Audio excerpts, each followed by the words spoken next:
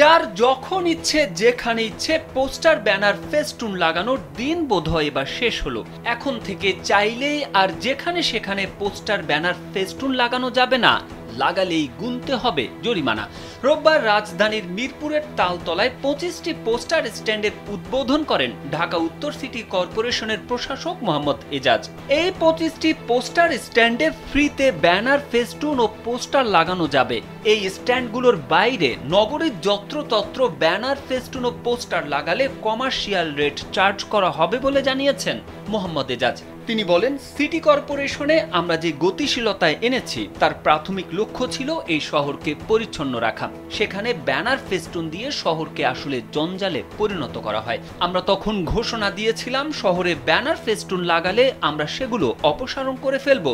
সেটা আমরা ধারাবাহিকভাবে করছি। তিনি আরো বলেন, আমরা ভেবেছিলাম যারা যত্রতত্র ব্যানার পোস্টার ফেস্টুন লাগাবেন তাদেরকে বাণিজ্যিক রেটে চার্জ করব। এতে শহরকে অপরিচ্ছন্ন করার কার্যক্রম কমে আসবে।